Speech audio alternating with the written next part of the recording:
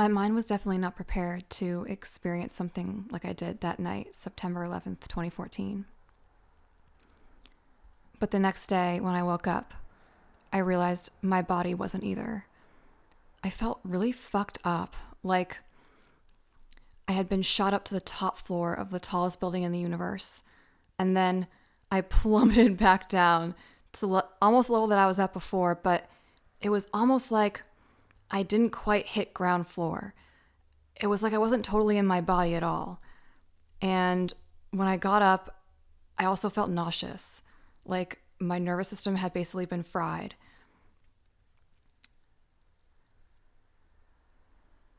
I spent a lot of mornings waking up nauseous and dry heaving into the toilet. And the sensation of not feeling like I was in my body lasted for over 6 months. But in the immediate aftermath, I went back to my therapist, obviously, and I told her basically the best I could describe what happened. And I told her, I was like, hey, I kind of feel like I need to be committed to a mental institution. And she, thankfully, she rolled her eyes at me and she was like, do you? And I was like, no. And then she was like, I always knew you were a crystal child. And I'm like, thank God I have found the crunchiest therapist in all of Los Angeles. But yeah, so I was assured by her that this was something that is a spiritual phenomenon that can happen to people. And she happened to know a bit about this and told me that she is a medium and that she doesn't normally talk about this with her clients, but that since I brought it up, it would be beneficial for me to know. And I was somewhat reassured by this, although I still felt like seriously out of whack. And I decided that I was not going to mention it to anyone else because I didn't even really know what to say at that point. After this, I basically decided that I needed to read every other book in existence to try and figure out more about what I had seen and experienced. So I was quickly led to 3 books. Well, 4. My therapist told me to read Carl Jung's autobiography, Memories, Dreams, Reflections. And then shortly thereafter, I read The Power of Now by Eckhart Tolle, The Holographic Universe by Michael Talbot, and The Power of Myth, which is the interview with Bill Moyers and Joseph Campbell. I recognized what happened to Eckhart Tolle as very similar to what I had experienced, except I didn't stay permanently enlightened for some reason, which is really annoying. But a term I found to describe this thing that I went through later is called Kundalini awakening. But all of these things were still so foreign to me, I didn't really know what to make of it. And then with Holographic Universe, my mind was completely expanded into how I understood this reality to even work. The biggest takeaway for me was the idea that the whole is in the part. The macrocosm is in the microcosm and vice versa. This made sense to me as to how I was able to experience myself as everything in existence while still technically being just a part of everything in existence. And with The Power of Myth, I was like, yeah, we do need new myth because hardly anyone is operating from the right cosmology, including myself. And we are about to be seriously fucked as a species if we don't get our shit together. And I became convinced that myth was the only way forward for humanity. Meanwhile, I remember in these early days after this incident, walking around my apartment in this weak daze, telling my roommates that we were living in a hologram and them looking at me like, is she okay? And I remember one day I was walking by the living room and they had the TV on and there were commercials running and I saw an ad for Captain America's Civil War. And there was this part in the trailer where Iron Man and Captain America were fighting, and I almost started bursting out into laughter because the whole thing just looked so stupid and infantile. And it was just like this, I was in this surreal experience of like nothing feeling real, like nothing felt like it was my life. And, you know, on top of all of this, you know, I still was so seriously depressed and heartbroken. Like, yes, I had this amazing, you know, mind-blowing, literally experience of seeing this infinite truth or whatever, but I came hurtling back down and I was still so sad. And I never replied to Joss's email. And then shortly after that first email, he emailed me again to like check in on me and kind of said, you know, I won't hear from you for a while. And I didn't reply again. And, you know, after reading every book on psychology, as I mentioned, I had come to this difficult conclusion that I needed to cut all contact for the sake of my own mental health. The reality was I loved him with all my heart, but he didn't love me back. And I felt like he didn't respect me. And I felt like he had treated me so poorly. And I just didn't know how we could be friends anymore. And it hurts so much, but I just did my best to focus on me. And I knew that I just needed to finish my script rewrites because my 6 months was almost running out in like 2 weeks from that point. And it was basically my Hail Mary.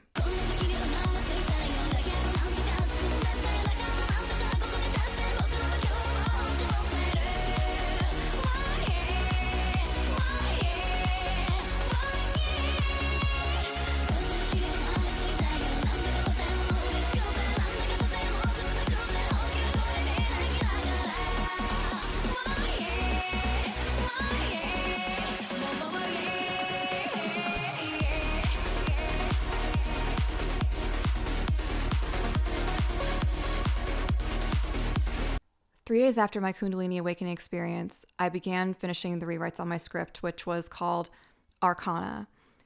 And like I touched on in the last video, this script was inspired by my love of tarot. And it was centered on a young 20-something in LA who inherits a box of tarot cards and accidentally unleashes demons that were sealed inside and is tasked with recapturing them. It was basically like Cardcaptor Sakura meets Buffy. And I eventually finished these rewrites within, again, just a single day, 3 days after this Kundalini awakening. And I decided, okay, well, I guess I'll just send this to my roommate and see if she likes it. And so she read it and she sent it to one of her assistant friends. And then her assistant friend showed it to her boss. And the next thing I knew, I was sitting in the office of a production company called Good Universe, very appropriately named production company. And I was chatting with this creative executive. Her name was also Erin. And she was like, hey, so we love this. And would it be okay if we developed this? And I was like, sure, yeah. And she was like, there's one caveat though. Sam Raimi also has to be attached to it. And she was like, are you okay with that? And I'm like, yeah. I was like, what the heck is happening? Like, I went from basically like having no prospects to within a week, you know, having my script basically be, you know, in development for me to be a showrunner. And I had Sam Raimi attached to executive produce, and I signed with a manager, I signed with CAA, and I signed with lawyers. And, you know, I could hardly believe that within literally 5 months and 3 weeks, I had gone from fired showrunner's assistant and unceremoniously dumped by Joss Whedon to showrunner of my own TV show. Also, I was still like, we live in a hologram. Like, how is any of this even happening anyway? And I was just so like, the whiplash of this experience was so extreme. And it felt like there was this like mystery that was beginning to unfold in my experience, and that my life wasn't at all in my control, and that all these things were happening like they were somehow planned. And I remember having like a little signing party in Adam Berkowitz's office at CAA, and with everybody in the team, and they brought out a bottle of champagne and they were telling me that I was going to be the next Joss Whedon. And in my mind, part of me was like, I am never going to live this down. And then the other part of me was like, how is any of this even happening at all? The next thing I know, I'm on what is called the couch and water bottle tour of all the studios and production companies in town, while we were finding a co-showrunner to help me run Arcana with the development execs at Good Universe and Ghost House. And my dad was so impressed, so impressed by my ability to turn things around for myself, that he agreed to keep supporting me financially while this whole thing kind of unfolded. But as weeks and months went on, I was still feeling sick all the time and not really knowing what to do about it. Every morning I was throwing up, and I was just feeling like so weird and not fully in my body still. And I remember one time I had an early morning meeting at 21 Laps, and I was kind of nervous because it was the mornings that I felt the worst. But I agreed to the meeting anyway, obviously, because I was trying to like have my whole screenwriter debut and everything. And the whole meeting I was sitting there and I was just like, I was like focusing so much on just like not vomiting that like I was barely even like paying attention to what was happening in the meeting. And as soon as I left the meeting, I walked around the corner and I threw up in the bushes outside of 21 Laps. And it was just it was just like such a intense experience to have all of this go down while I was like having these side effects and total mental recalibration of what this reality even was. Meanwhile, I was still so incredibly heartbroken about Joss, and I thought about texting him all the time, and like I wish I could tell him the good news about my show, and more than anything, like I would have loved to have his guidance and advice on like how to be a good showrunner of my show and everything. And I was just so conflicted, but I still stayed silent and didn't contact him because I was afraid that I would get sucked back into a bad situation again. I was in a really, really fragile mental and emotional state and was crying myself to sleep most nights. Basically, all of my energy was, I was conserving to be able to like act normal in the meetings that I was going to all the time. And meanwhile, I had stopped talking to my mother also, and I was feeling really depressed about the fallout of that with our relationship, and I just kind of felt like I was losing like a lot of people that were close to me, and that I couldn't really talk to anybody about what I was experiencing because I knew that if I started talking about it, I would sound kind of crazy. And I don't know. I really wish I could have enjoyed my career success more in that time, but it was such a hard time for me. And as much as I was grateful for it, you know, the victory definitely felt like kind of hollow. And I felt like, you know, like everything else, it could just be taken away from me at any moment. And so I was in a lot of fear that it wasn't even going to work anyway. Eventually, by the winter, we found a really great dude to be my co-showrunner of Arcana. Great vibes. And we did some minor rewrites on the script together. And the plan was that we were going to pitch it in the spring. In the meantime, I tried to write some other new stuff, but I didn't really have the motivation to fully, or energy to fully commit to anything, as I was still kind of like strung out and just an amorphous blob lying around, not really being able to fully function as a human. In December, I heard from Joss again, and he sent me another long email in which he said how much he valued our friendship and missed me and all these things. And I cried. I was still so heartbroken about what happened and how he treated me like trash. And I really wanted to respond, and I really wanted to patch things up and still be friends and everything and be back together with him. But I just felt like he was going to use me again and discard me when he was done, just like before. Meanwhile, I'm smoking a metric fuck ton of weed and reading every book and website about all things spirituality. I had heard about this spiritual ascension thing back in my hardcore conspiracy research days, because a lot of people who are into conspiracies are also into spirituality and vice versa.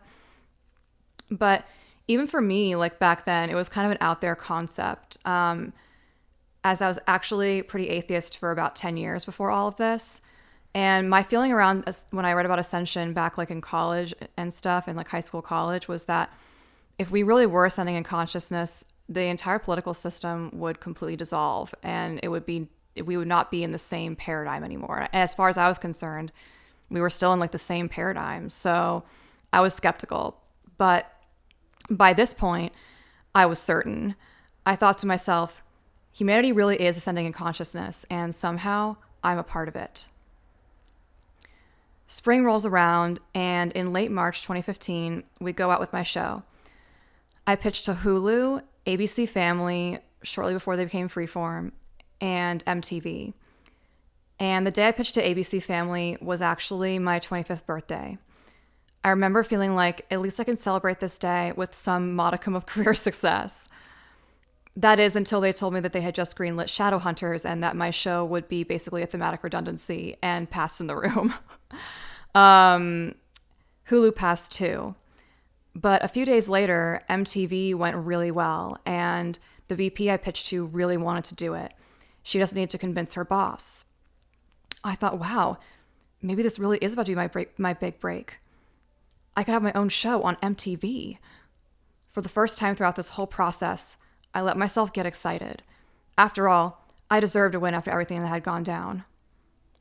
Meanwhile, as I eagerly awaited news from MTV, one of my close friends, who was working in reality TV at the time, said that she had met this psychic medium through her job, and that this medium had invited her to Encinitas to learn reiki. And she said it seemed interesting and asked if I would want to join her so she didn't have to go alone. And also because she knew I was like kind of into this woo-woo stuff now. And I was like, sure, yeah. I have no job and nothing else to do.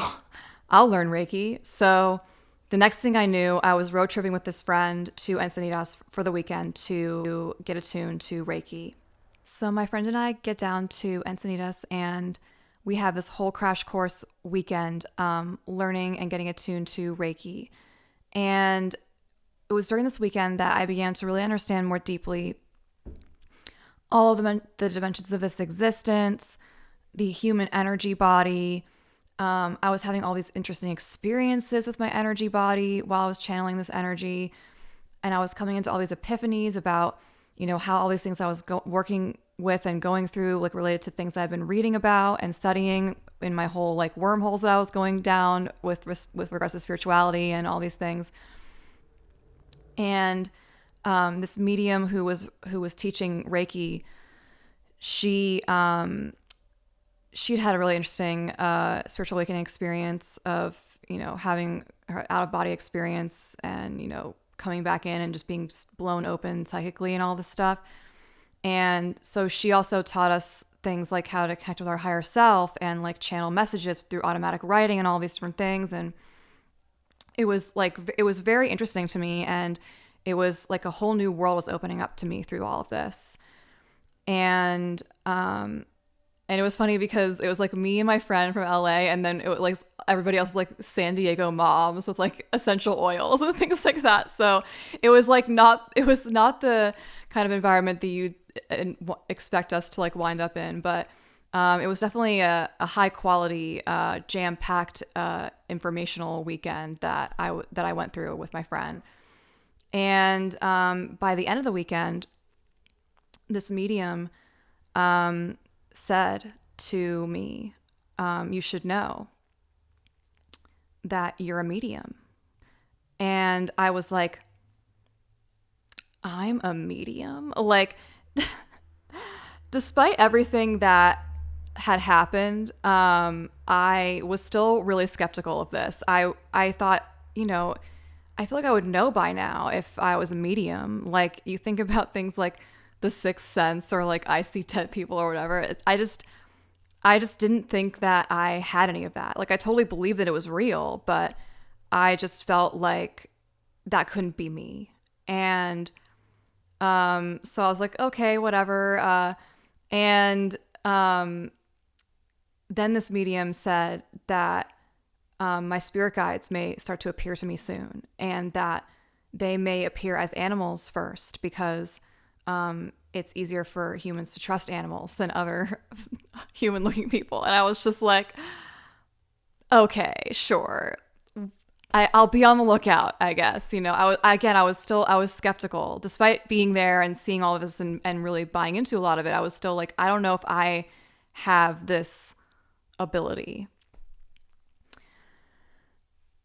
I get home from this weekend and I remember I was so tapped out from the drive. I went into my bedroom and just like had some food and was going to go to bed early. And I was in bed and I was about to turn off the light when suddenly in my mind's eye, I saw this vision of a tiger entering my room. And it wasn't like I was seeing it with my physical eyes. It was like, it came to me almost like it was a daydream or an imaginal thing.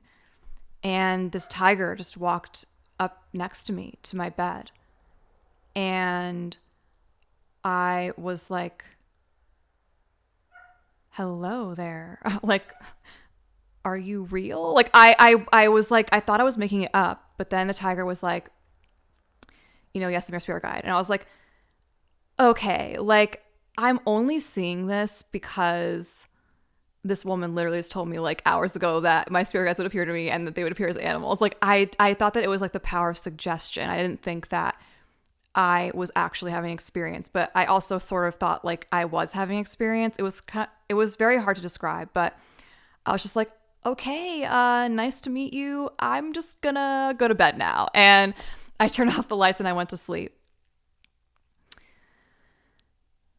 The next morning, I woke up and I roll over and I went to my phone, obviously, that's the first thing I do in the morning, and I checked Twitter and I saw, a notification. And wasn't really, I didn't get a lot of action on Twitter at the time. I didn't have a ton of followers or whatever. And so I was like, oh, I wonder what this is. And so I like scroll and I look at the notification and it's like, you have a new follower. And I looked at the name of the follower and it was called White Tiger Vodka. And I was like, tiger? Like, that's weird. Like, I just saw this tiger last night, I think. So I clicked on this profile and I read the bio. And the bio said, authentic Siberian spirit. And I was like, oh my gosh, like it was real. And somehow they know how to tweet. It was obviously like a company, but like something clicked where like this account followed me like right after this experience that I had. And I knew that it was like a message somehow for me. And I got chills. I was like, oh my gosh, like the medium was right. Like I do have spirit guides and they are animals, and I just saw a tiger. It was, I couldn't believe it. It was so, I was amazed. And I then began dutifully practicing my like post Reiki attunement like protocol of like doing Reiki every day on myself and meditating and channeling, like, or doing automatic writing from my guides and getting like more, information and stuff like that. And I stopped smoking as much weed, and I was like really focusing on like, developing myself in this way in order to kind of like ameliorate how poorly my mental health was doing still. And about a week after this, I got the news that Arcana didn't sell. the VP at MTV couldn't convince her boss to go forward with it, unfortunately for me at the time. And I later heard on the grapevine that this boss of hers thought that tarot was too niche. And I think that's pretty funny given how pretty much everyone reads tarot now. But it just wasn't the right time for it, I guess. It just wasn't meant to happen. And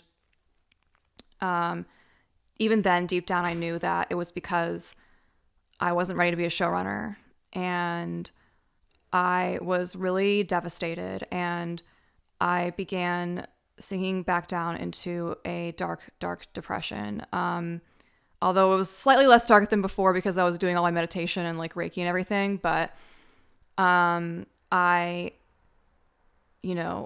really, since I didn't have that iron in the fire, I had nothing else. And I was feeling very nervous about what the future was going to hold for me.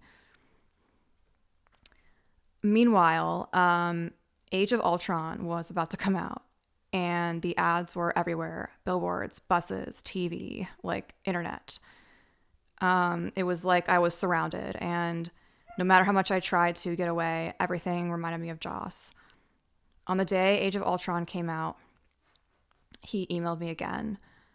And it was a short email. And he said, "Hey,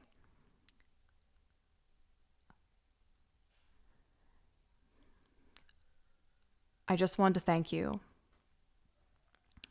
because I couldn't have made this movie without you. And I hope that one day I can thank you in person in the future for all your help." And I cried again. I also still knew that I couldn't respond because I just was still so messed up emotionally and mentally. And, maybe if I really helped him that much, maybe I should have gotten a credit on Age of Ultron, like I was just kind of feeling really down about everything. And part of me, also wondered though that maybe things could be different in the future. And as I was meditating more and channeling more with my guides, and I had stopped smoking weed and stuff, I was having more dreams. And I had a dream around this time that I saw him in a hotel hallway and that the door to his hotel room was open. But before I could approach him, this short-haired blonde girl who I didn't recognize, but like in the dream I knew that she was an actress, she appeared and he welcomed her into his room instead. And then they shut the door behind them. And when I woke up, I wondered to myself, maybe there is someone else, like he has someone else in his life now. I remember asking my guides about it around then and asked if I would ever see him again. And they said to me, "You will see him again, but nothing will be the same." And I was like, that's weird. I chalked all up to my imagination, but I still loved him with all my heart deep down. But it was also pointless to think about him. In the wake of my failure to sell Arcana, I still had been taking all these like couch and water bottle tour meetings, and I had managed to like get some interest in film studios like asking me to like do pitches and things for movies. And so I was doing a lot of free work pitching to studios for these like movie adaptations and things, but nothing was materializing. And again, I tried to work on my own stuff, but nothing was really flowing at all. I just didn't feel inspired. I didn't really know what I was supposed to write about anymore or anything. And I felt like I had lost my lust for life. Still, I pressed on and decided one day I would make myself go to my favorite cafe to work on some stuff. And I used to go to that cafe a lot on my own, but for whatever reason that day my roommate was like, "I'll go with you and I'll work on some stuff too." And so we go over there and I park where I always park on this one street, same place all the time. And we go in and we work for several hours, and then we come back to drive home, and my car is gone. And I'm like, where's my car? Like, we parked right here. And my roommate was like, are you sure? And I'm like, I always park in the same place. Like, it's like automatic. Like, I don't know where it could be. We walked all up and down the street so many times trying to find it. It was nowhere to be found. And I was like, oh my gosh, was my car stolen? And she was like, oh no. And so we had to call our other roommate to pick us up while I called the cops to report my car stolen. And I was just like, man, like, why? Like, no job, no prospects. Now I don't have a car. Like, why are these things happening? And I almost started laughing because it was just so like Murphy's Law, you know, like everything that could go wrong, you know, was going wrong. And our other roommate shows up, and then we drive up and down the street, other neighboring streets to look for it, and it's just nowhere. And I'm like, you guys, like, my car was stolen. This sucks. And what am I going to do? And I was just so sad, and like, I was so, you know, feeling so lost and just like defeated. And I spent the whole next week just like in a state of depression. And then one day, about a week later, I get a call from the highway patrol or whatever.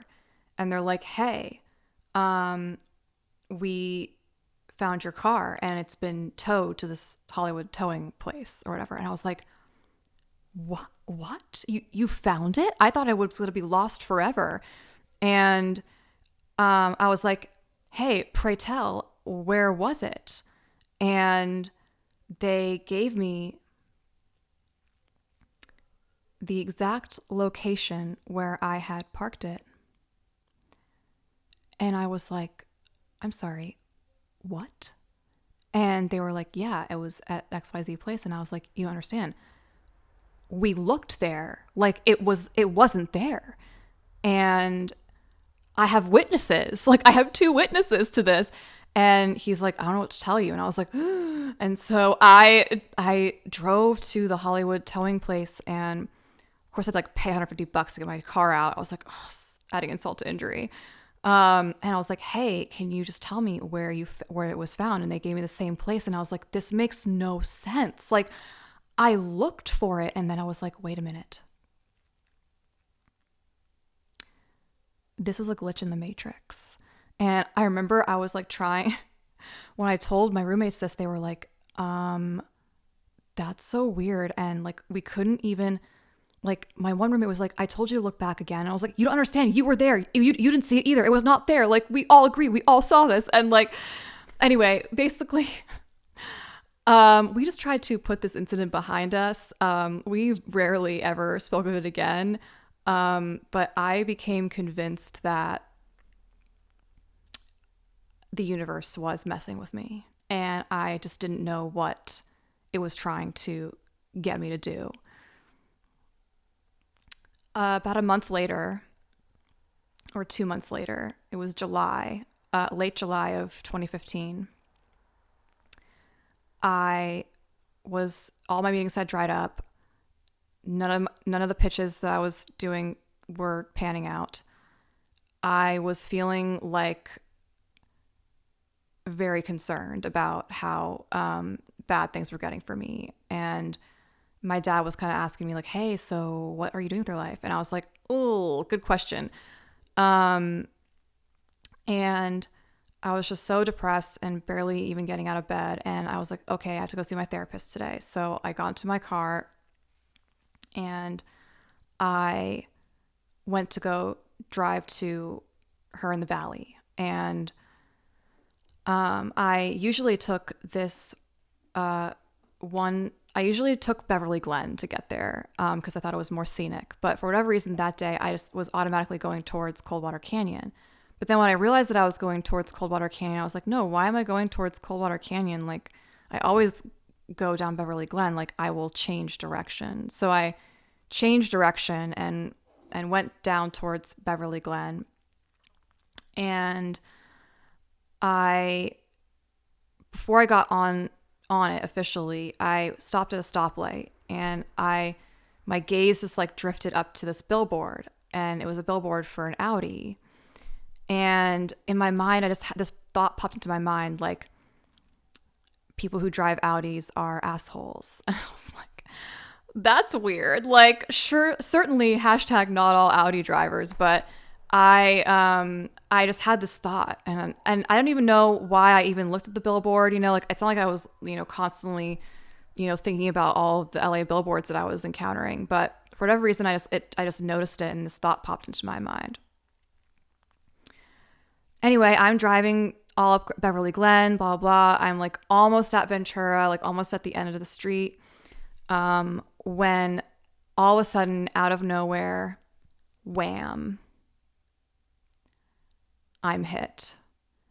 And my car, on my side of the driver's side of the car, it was such a intense impact that I spun around 180 degrees, and then I hit another car going the opposite direction to me. So it was a 3-car accident, and I was in such shock. I somehow managed to pull over onto a side street and behind the person who hit me.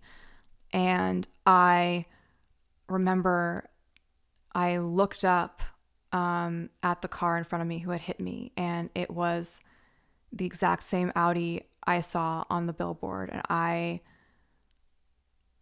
I burst into tears. I was so upset. I was like, oh my gosh, like, I ignored my intuition twice, and I almost was killed in a car accident. Like, it was like, I drive a small car, and it was a pretty major hit on my side, and I thankfully walked away from it, but it was intense. And I remember calling my therapist, and I was like, I'm not gonna make it today. And she was like, oh my gosh. And I, anyway, wound up getting towed all the way back down Beverly Glen. I'm just like, this sucks so much. And I got to the car repair place, and they looked at it, and they were like, ooh. And I was like, oh no, is my car totaled? They were like, we'll try and fix it. I'm like, oh my God. But I just remember, like, as I was walking away, I saw this hummingbird. And when I saw this hummingbird, I just thought to myself, everything's going to be okay, but I have to learn to develop my intuition. Like, clearly, I am being, like, slapped by the universe to wake up to this. And I knew then that this was like a matter of life and death. The day after my accident, I was in bed staring at the ceiling, wondering what the fuck to do with my life, when I decided I was just going to check my email.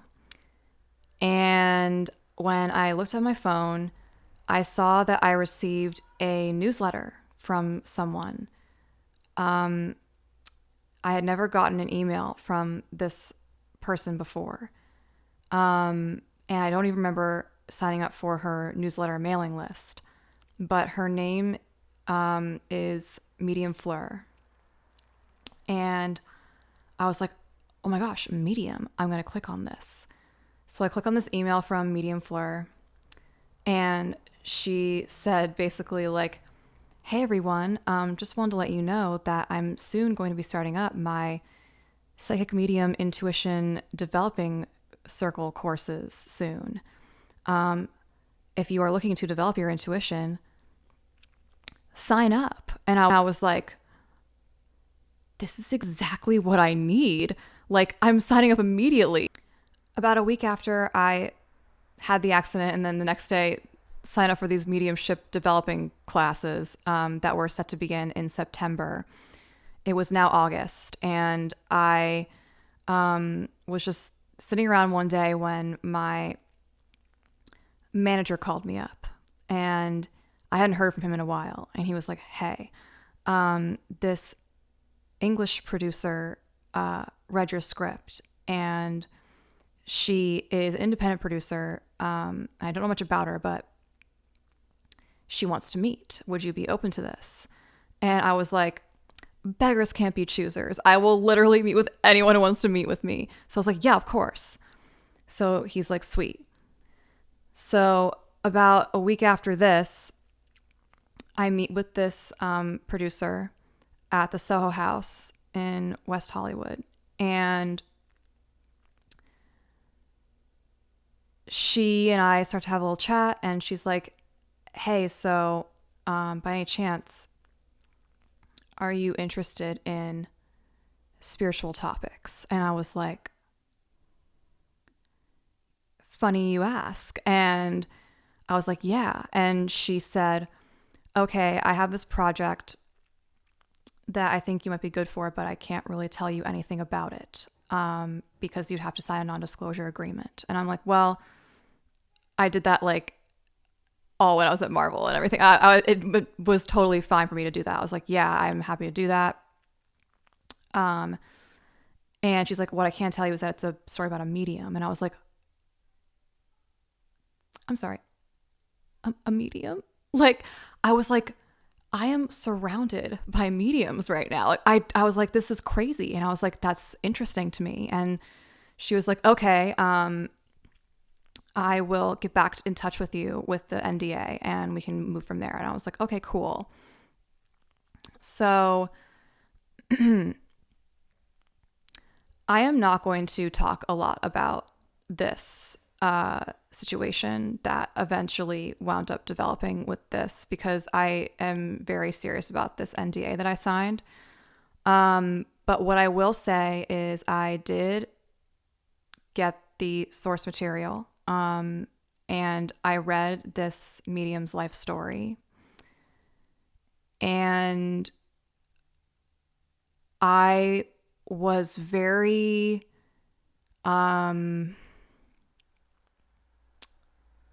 confused, I guess is the word to say. I really didn't have any idea of what I was getting into because you see, this medium was a very, very, very highly advanced spiritual initiate. And I had no idea what that even was. And when I was reading these things that had happened to her in her life, I was taken aback. I didn't even know some of these things were even possible. And I remember my roommates were asking me like, hey, so like, what's the book about? And I was like, I literally can't even describe like what I'm reading right now, you guys. Like, I was so,